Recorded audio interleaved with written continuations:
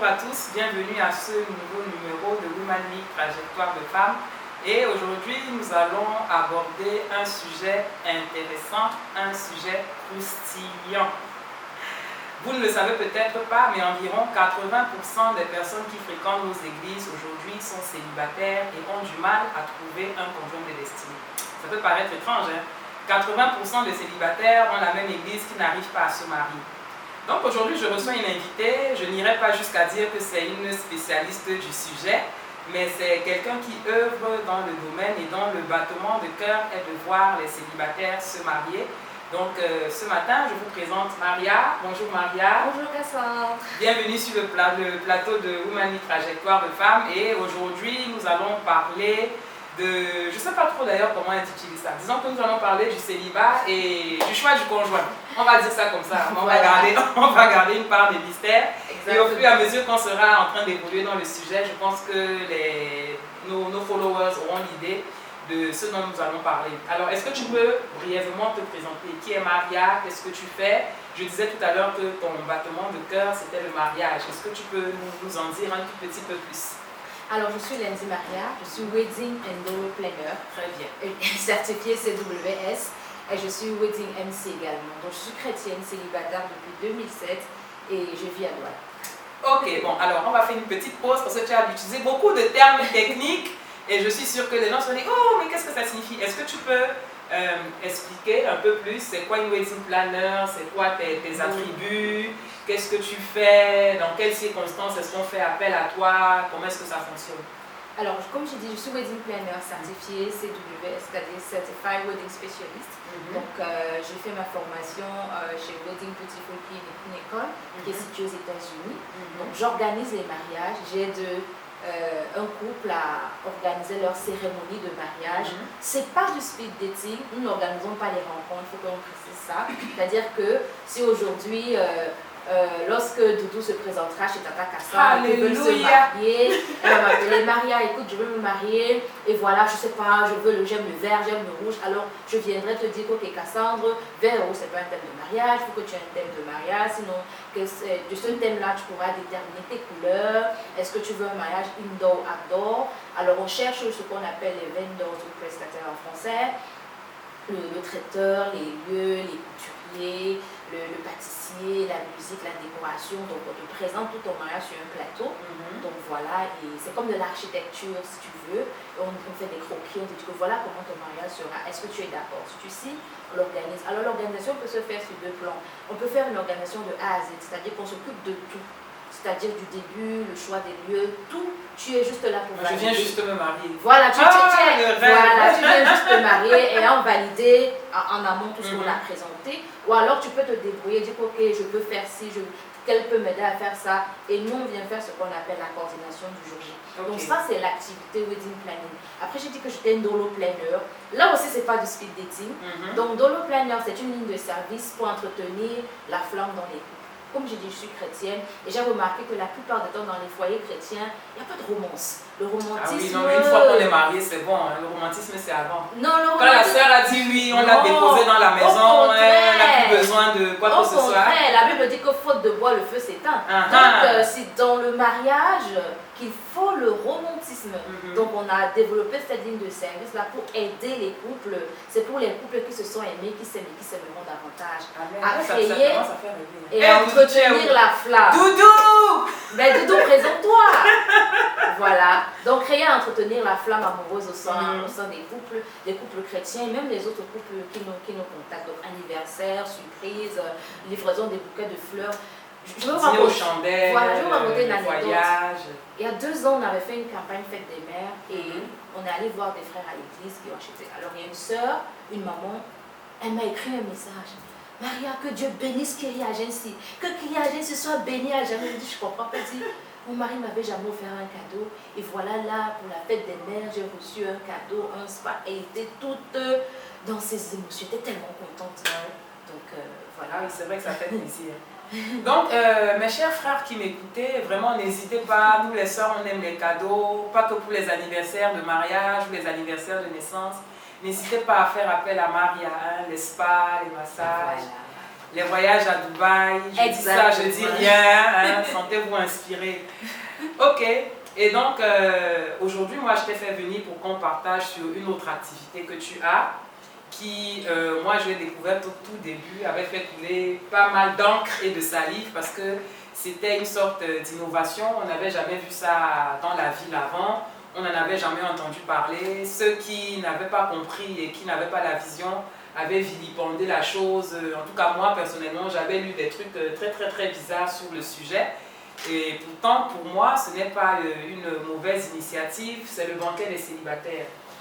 Donc, alors, est-ce que tu peux nous expliquer d'abord ce que c'est que le banquet des célibataires? Ah! Banquet des quoi? Je vous ai dit que vous allez être intéressés. Le banquet des célibataires chrétiens. Des célibataires chrétiens. Alors, il faut dire que c'est une initiative de l'apôtre Kesso Benjamin de Regretté Mémoire qu'il avait lancé en 2013.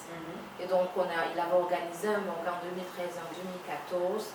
Et après, il nous a contactés, on devait organiser d'autres banquets. On a bossé sur les projets qui sont sur nos ordinateurs. Et malheureusement, en décembre, le pasteur Kesso s'en est allé dans la gloire. Et je me rappelle un jour, j'ouvrais mon ordinateur.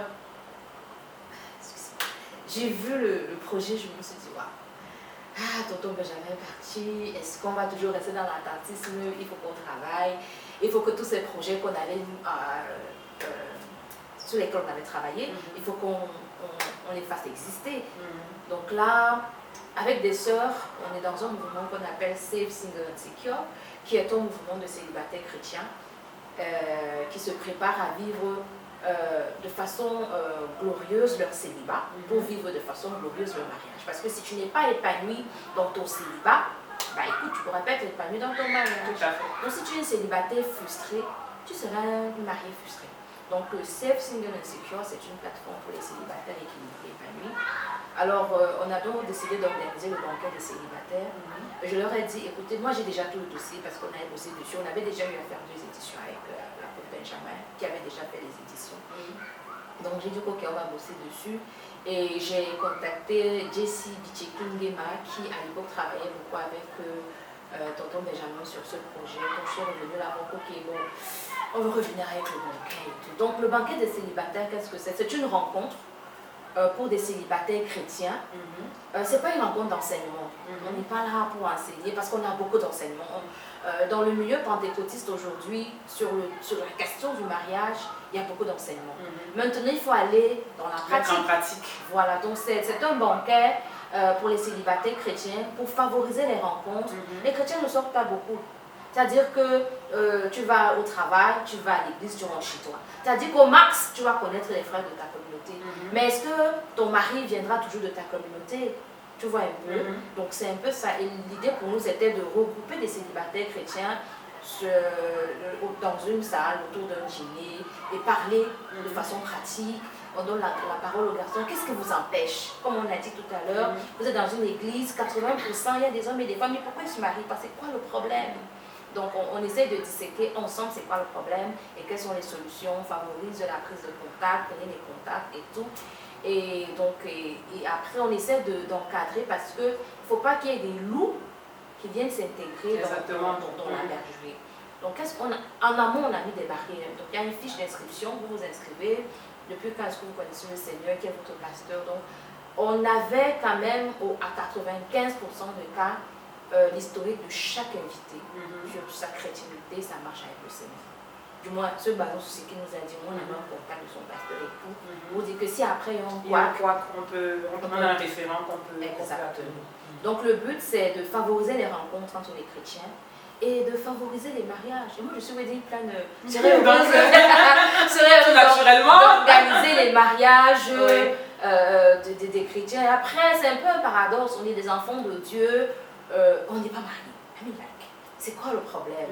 Est-ce qu'on va dire que nous, on est des femmes fortes, on a de l'argent? C'est aussi des a priori qui ne sont pas vrais. Est-ce que les frères aussi, on peut... Ou bien les frères, c'est la fameuse approche Dieu mes révélations. Ah oui, Dieu m'a dit. Ça ne marche plus. J'ai rêvé. Voilà, ça ne marche plus. Pour certains, ça a marché, pour d'autres, c'était des fiascos. Donc aujourd'hui, on ne veut pas... Ce n'est pas des techniques de drague qu'on enseigne, non, mais c'est des techniques d'approche et aussi pour que les deux personnes se sentent mutuellement intéressées et bâtissent ensemble un projet solide qui conduira vers un mariage solide. Ok. Alors, le banquet des célibataires, si j'ai bien compris, c'est interdénominationnel. Je veux dire, ce n'est pas l'organisation d'une église. Non. Il faut bien le préciser que ce n'est pas l'organisation d'une église. C'est ouvert à tous les célibataires chrétiens, j'ai envie de dire du monde entier, qui se retrouvent dans la zone au moment où le banquet est organisé. Alors, est-ce que tu peux nous dire dans l'organisation pratique, comment est-ce que ça se passe? Est-ce que tu as parlé tout à l'heure d'inscription, de fiches à remplir, pour s'assurer que les différentes personnes qui se présentent sont quand même des personnes sérieuses? On parlait des frères, mais même parmi les sœurs, il y a aussi des chasseuses de tête. Donc, est-ce que tu peux nous donner un petit mot de comment l'organisation se passe, les inscriptions, ensuite est-ce qu'il y a un tri, comment ça se passe du moment où le banquet est annoncé jusqu'à sa tenue? Alors, il faut dire que pour l'édition de 2021 qu'on a organisée en février dernier, il y avait une restriction. C'est-à-dire c'était pour les célibataires de 30 ans et plus. Parce qu'on avait mûri une réflexion selon laquelle le célibataire ou la célibataire de 30 ans n'a pas les mêmes challenges que le célibataire de 22 ans ou de 23 ans. Donc il y a une fiche, Google Form, une fiche d'inscription, vous vous inscrivez de votre âge, quelles sont vos motivations, pourquoi venir au banquet de célibataire. Donc on essaie de, après on a fait un déploiement de ces fiches d'inscription, pourquoi on fait une liste, on regardait la tranche d'âge. On a eu beaucoup de discussions, est-ce qu'on valide les 25 ans, est-ce que, nous disons non, validons-les, peuvent se dire que est-ce que ça ne va pas frustrer d'autres personnes quand ils vont voir qu'il y a les moins de 30 ans ici. Donc c'était un peu un gros défi. Il y a eu quelques exceptions, peut-être 3 ou 4 personnes qui n'avaient pas 30 ans et qui avaient des bonnes motivations et qui étaient sincères dans le descriptif qu'ils avaient mis sur leur fiche et on les a acceptés. Donc c'est ça, les gens s'inscrivent et après on fait une communication, ils s'inscrivent. Le banquet, les frais de participation c'est 5 000 au minimum. Ça nous donne droit à ce banquet et comme on dit banquet, il y a un repas, donc il y avait un festin, on va dire ça comme ça, un festin et la danse, il faut danser. Exactement. Donc c'est un peu ça de façon pratique. Et après le choix des orateurs ou les choix de... Si on dit orateur, ça fait enseignement, on va dire quoi. Le choix des facilitateurs du banquet, on regarde, comme je dis, c'est interdénomination, parce que c'est l'une des barrières qu'on veut briser. C'est pas forcément dans ma communauté que je vais trouver mon époux. Du moment où nous sommes frères, la Bible dit que le Saint-Esprit atteste en nous. Donc du moment où on est frères et sœurs, on a le OK de Dieu pour se marier. Du moins si on a reçu la paix que c'est l'homme ou la femme de notre vie. Donc c'est pas besoin que je sois de la même église, de la CNCI ou de ICC ou de Vase d'Honneur, non. Est-ce qu'on est des enfants de Dieu? Oui. Donc pour nous c'est ça. Et donc nos facilitateurs pendant ce banquet sont vraiment d'horizons diverses et des gens, comme l'apôtre Paul disait, qui ont un bon témoignage dans leur propre foyer et même dans la vie au quotidien. Okay. D'accord. Alors je disais au départ que je pense qu'avant 2021, il y a eu une édition. Il y a eu 2 éditions. Et oui, moi je pense que c'était donc la première édition après le lancement, où voyant la publication sur Facebook, j'avais lu quand même des commentaires qui, moi personnellement, m'avaient outré. Et bon, c'est des commentaires que je peux comprendre parce qu'en tant qu'enfant de Dieu, il y a un certain nombre de choses qui ne montent peut-être pas à notre esprit. Je pense qu'on reste encore très fermé en ce qui concerne les rencontres et tout. Donc les gens disaient que c'était une forme je ne sais pas si je vais dire speed dating, mais que c'était un peu une forme de club, de rencontre organisé pour les célibataires, où les gens vont un peu comme un marché du célibataire, où on va faire ses emplettes, et où si on arrive, on a un large choix ou un panel de célibataires qu'on peut rencontrer et choisir son conjoint parmi les personnes qui seront présentes. J'avoue que je n'ai pas encore eu l'occasion de participer à un banquet, bien que je m'y sois préparée plus d'une fois, mais avec les différentes contraintes, je n'ai pas pu arriver au bout de ma préparation. Mais pour toi qui organise et qui assiste, est-ce que tu peux nous expliquer, tu as donné tout à l'heure la vision, mais est-ce que tu peux encore nous réexpliquer vraiment ce qui se passe pendant un banquet des célibataires, juste pour lever le voile sur cet aspect des choses et pour que nous, enfants de Dieu et chrétiens, on commence à avoir une vision un peu plus large de ce que c'est que rencontrer son conjoint de destinée. Alors, quand j'arrive à un banquet, je présente mon invitation, je suis sapée comme Jaja, j'entre, ensuite qu'est-ce qui se passe? Je suis installée à une table et puis la suite c'est quoi? Alors déjà, quand vous arrivez au banquet, donc pour chaque banquet, on fait un menu. Pas un menu un programme, un event flow. Et pour cette année, on avait un programme qui avait aussi fait couler beaucoup d'encre. On avait Ish et Isha, attraction-réaction, par exemple. C'était un atelier, Ish et Isha, attraction-réaction. On avait un autre atelier glané dans le jardin de Boaz. Donc lorsque vous arrivez, vous vous installez. Première des choses, vous n'allez pas vous installer avec quelqu'un que vous connaissez. Donc ça, on y veille à ce que... Parce qu'il faut que... Je ne sais pas comment dire en français. Il faut que les chrétiens apprennent à se connaître, à se rencontrer. Parce que si je viens et que je connais Cassandre, on est dans la même église, non. Vous allez vous séparer parce qu'il faut que Cassandre connaisse de nouvelles personnes et que des nouvelles personnes connaissent Cassandre. Pas seulement dans le but, peut-être ce n'est pas en rencontrant cette personne-là que tu vas, c'est pas cette personne que tu épouses. Peut-être c'est son frère ou son cousin, quelque chose comme ça. Mais le but c'est vraiment le networking. On fait un networking fort entre les chrétiens célibataires. Et aussi adresser les vraies questions. Parce que dans nos assemblées aujourd'hui, on nous enseigne, on dit frère, marie-toi, sœur, marie-toi. Et donc, par exemple, quand on a fait l'atelier Ish et Isha, attraction-réaction, il y a une sœur qui disait, du moins la facilitatrice de cet atelier, Jessie, disait que tu peux complimenter. Il y a des compliments, quand tu les fais à une sœur, ça traduit, on ne va pas dire de la drague, mais ça traduit un intérêt. Parce que si je te dis, Cassandre, tu as une belle coiffure, mais tout le monde voit que tu as une belle coiffure. Mais si je dis, Cassandre, tes ongles sont beaux, ça veut dire que j'ai pris le temps de m'intéresser. Tu as une belle démarche. Tu vois, là, ça veut dire que tu m'as observé marcher et tu n'es pas seulement en train de lancer des mots comme ça. Tu vois un peu. Donc, on parle de ça pour dire que voici comment vous pouvez approcher les sœurs dans toute la pureté possible, sans être impur ou immoral. Et de l'autre côté aussi, les sœurs, on dit Ish et Isha, attraction et réaction. Est-ce que la Bible dit que quand Adam a vu Ève, il s'écria, waouh, voici cette fois-ci. Est-ce que c'est parce que tu as mis la jupe jusqu'à la cheville que tu es sœur? Ou alors, est-ce qu'il faut mettre la jupe à mi les cuisses et être Beyoncé spirituelle? Non, donc il faut chercher le juste milieu et présenter le standard divin dans chaque chose. Ce qui est sûr, les hommes sont attirés par ce qu'ils voient et les femmes par ce qu'elles entendent. Donc, même si, quel que soit le milieu dans lequel on se trouve, c'est un principe qui s'applique.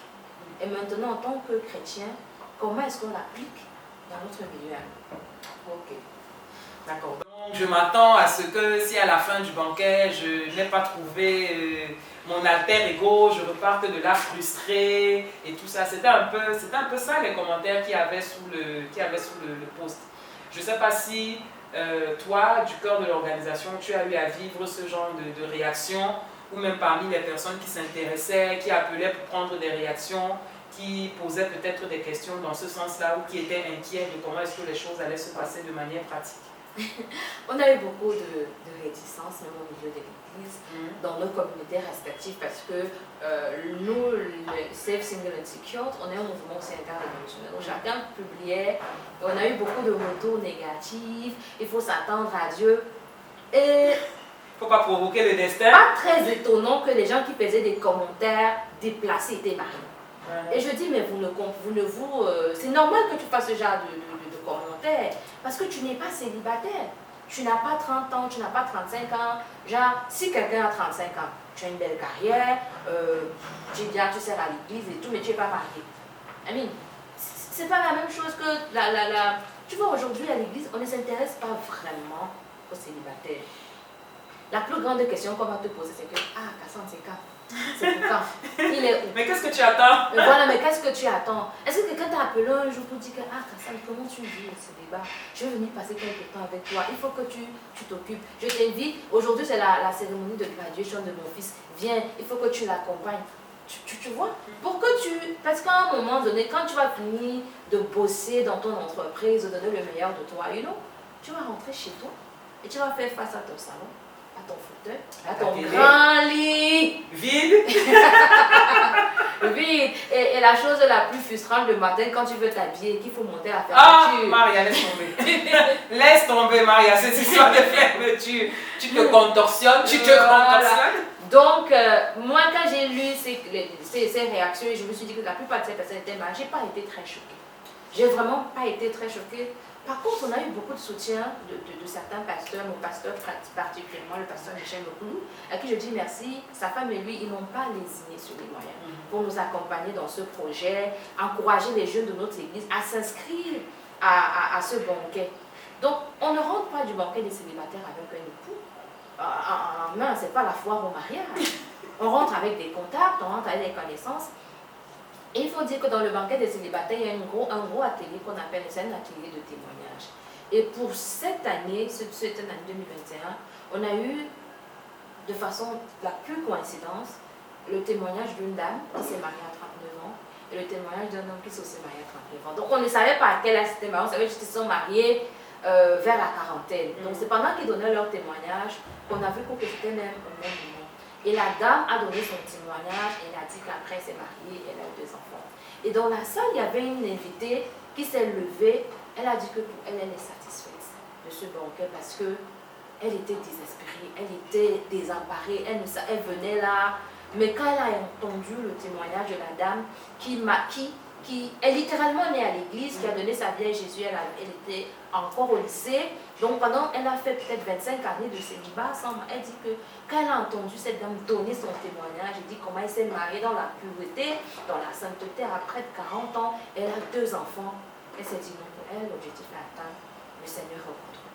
Donc pour moi, c'était le moment fort. C'est vrai que les gens sont rentrés avec les contacts. Moi, ce moment, je me suis dit, waouh, Seigneur, ce que tu fais est merveilleux. Parce que tu ne sais pas dans quel état les gens se trouvent. On vient à l'église, on change, je suis en conquérant et tout. Alors, mais quand tu rentres et tu sais que notre ennemi, son arme la plus fatale, ce sont les pensées. Donc on a besoin, la Bible dit que nous avons vaincu l'ennemi de nos âmes par la parole de nos témoignages. Donc il y a cet atelier qui est super important pendant le banquet des célibataires pour leur dire ne perdez pas courage. Et ces célibataires aussi étaient dans cet état-là pour dire que j'avais 40 ans, je n'étais pas mariée. Peut-être quelqu'un va dire après une maman m'a prise par la main. Donc beaucoup de trucs et astuces, comment sortir si tu veux, c'est un atelier pour dire comment sortir du célibat. Comment sortir du célibat. Et là, on favorise les rencontres. Tu pourras rentrer avec un numéro qui pourra déclencher vers la rencontre de ton conjoint de destinée. Mais c'est pas que... C'est pas le but premier. C'est pas que tu es venu à la foire au mariage, tu rentres avec un mari, avec une épouse.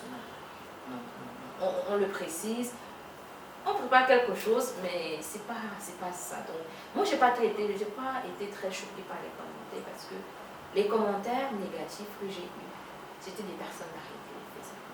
Donc, je me suis dit que c'est pas grave. D'accord.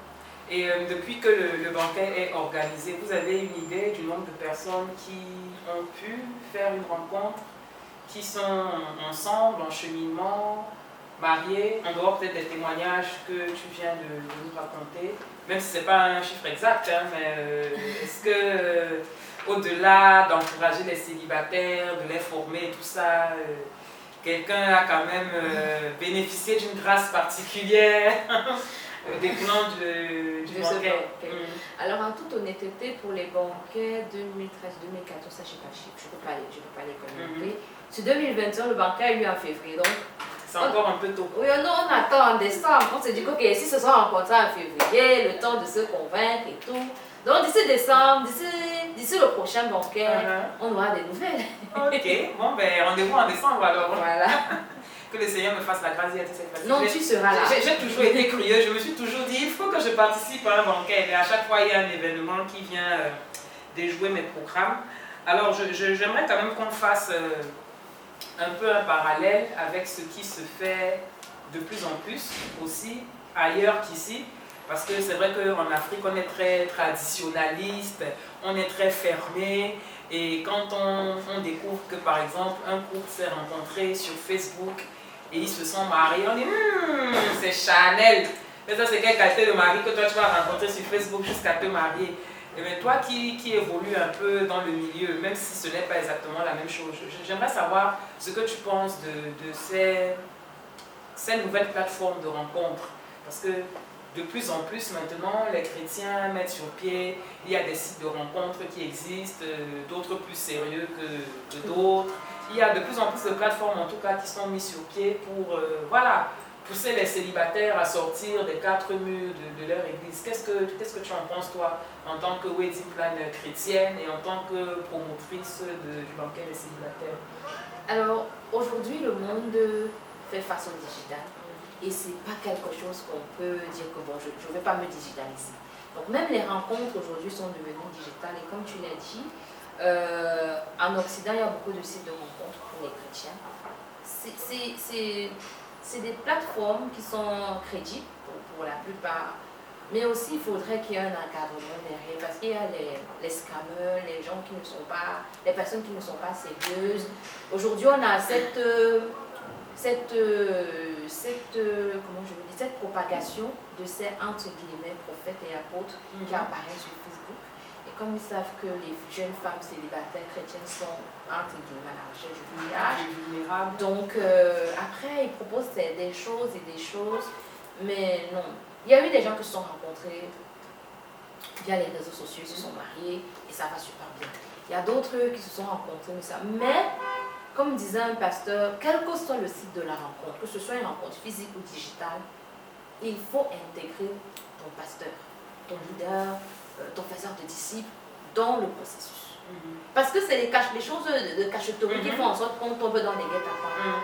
Tu intègres ton dirigeant, ton faiseur de disciples, ton pasteur. Il faut qu'il y ait une autre personne que vous deux. Quel que soit là où vous êtes rencontrés, que ce soit dans le célibataire, que ce soit sur Facebook, que ce soit sur Instagram, il faut qu'il y ait une troisième personne qui soit là pour coacher, pour rassurer. Parce qu'on est des enfants de Dieu. Ce qu'on doit vivre, notre vie, c'est pour Christ. Ce n'est plus moi qui vis, c'est Christ qui vit en moi. Donc, même le mariage, si on ne se marie pas pour Christ, pourquoi est-ce qu'on se marie? Pourquoi est-ce qu'on serait différent? Donc, on ne peut pas employer totalement les méthodes du monde pour les appliquer dans le royaume. Non. Il faut qu'il y ait un encadrement. Moi, je dis, quel que soit le site où on s'est rencontré, que ce soit une rencontre en présentiel, que ce soit une rencontre via les réseaux sociaux, du moment où on s'est rencontré, qu'on parle relation, la première réflexion, il faut intégrer un dialogue. Et là, tu sauras, les scammers, ils vont dire non, pourquoi tu vas en parler à ton pasteur, pourquoi tu veux l'intégrer? Or, s'il n'a rien à cacher, pourquoi il ne veut pas être exposé à la lumière pour elle? Donc, c'est un peu ça. Pour moi, c'est une bonne chose, mais il faut un encadrement. Il faut que les standards divins y soient appliqués. Ok. Nous sommes pratiquement à la fin. Déjà oui, déjà, ça passe vite, hein. Ça passe très très vite. Mais le mot de la fin, tu disais aujourd'hui nous sommes dans un monde qui est de plus en plus digital. Corona ne nous a pas aidés. Enfermés dans nos appartements, dans nos maisons, derrière nos téléphones et derrière nos ordinateurs. Est-ce que Corona n'a pas sonné le glas pour les célibataires? Déjà avant on ne sortait pas beaucoup, si ce n'est pour aller à l'église. Maintenant, il y a beaucoup d'églises qui sont fermées. Est-ce qu'il y a encore de l'espoir pour nous, les célibataires, de rencontrer quelqu'un? Qu'est-ce que tu pourrais dire à une sœur, un frère? Moi, je dis souvent célibataires de plus de 30 ans. Parce que les moins de 30 ans, ils ont encore quand même quelques années devant eux. Ils ont beaucoup d'espoir. Ouais, ils ont encore beaucoup d'espoir. Nous autres, c'est parfois encore un peu plus difficile. Qu'est-ce que tu pourrais donner comme conseil, comme parole d'encouragement? En Afrique, ici, c'est quand même encore évident. Mais ailleurs, en Occident, c'est encore compliqué, quoique le déconfinement a commencé il n'y a pas longtemps. Mais qu'est-ce que tu pourrais dire à un célibataire chrétien qui désespère de trouver son conjoint et qui a déjà visité les recoins de son église sans avoir l'impression que la personne s'y trouve? Alors, ce que je veux dire à cette sœur ou à ce frère qui va nous regarder, c'est qu'il y a une chose fondamentale et prioritaire qu'il faut qu'on sache. Dieu t'aime. Amen. Ça, c'est dit de loin l'Éternel me regarde, il ne m'appelle pas mon nom. Il dit je t'aime d'un amour infini. Je veux que tu le dises, moi, Cécile, l'Éternel m'aime d'un amour infini. Moi, Jean-Marc, l'Éternel t'aime d'un amour infini. Et rappelle-toi que si Dieu, dans son amour, a donné ce qu'il avait le plus cher, son Fils unique Jésus. est-ce un mari ou une femme qui ne te donnera pas? Donc, je veux d'abord qu'il faut que cela soit établi dans ton cœur, dans ta tête, dans ton esprit, dans ton âme. Dieu t'aime. Et son amour pour toi est intentionnel et absolu. Amen. Donc, maintenant, après, Dieu nous aime, c'est vrai. Maintenant, c'est difficile au quotidien. Comment vivre ce célibat-là? Se rappeler les paroles du Seigneur et se dire que ce que je veux me souvenir, ce sont des bontés de l'Éternel. Et le Dieu qui t'a visité quand tu étais malade, quand tu n'avais pas d'emploi, quand tu voulais un diplôme, c'est le même. Il te donnera un époux, une épouse, si cela rentre dans sa volonté. Donc je crois qu'il ne faut pas perdre espoir. Il ne faut surtout pas aller en Égypte. Laissez les Philistines là où elles sont. Vraiment, s'il vous plaît. Parabole pour les matures. Il ne faut surtout pas perdre espoir. Il faut garder cet espoir qu'un jour ou l'autre, le Seigneur le fera. Mais surtout, il faut coopérer avec Dieu, le Saint-Esprit, et demander aux aînés. Peut-être que tu as un caractère dont tu ne te rends pas compte, qui te disqualifie. Demandez aux aînés. Faites cet exercice pour la prochaine édition de Péricia et faites-nous les commentaires. Demande à 5 personnes autour. Ok, donc c'était tout pour l'épisode d'aujourd'hui avec Maria, parlant du choix du conjoint, parlant des nouvelles techniques, entre guillemets, de rencontre de son conjoint de destinée. Et bien, je veux simplement dire à un célibataire de ne pas rester enfermé, de garder l'esprit ouvert. Il y a ce verset qui dit que Dieu parle tantôt d'une façon, tantôt d'une autre. Donc, ne soyons pas coincés sur la façon dont nous allons rencontrer l'être aimé.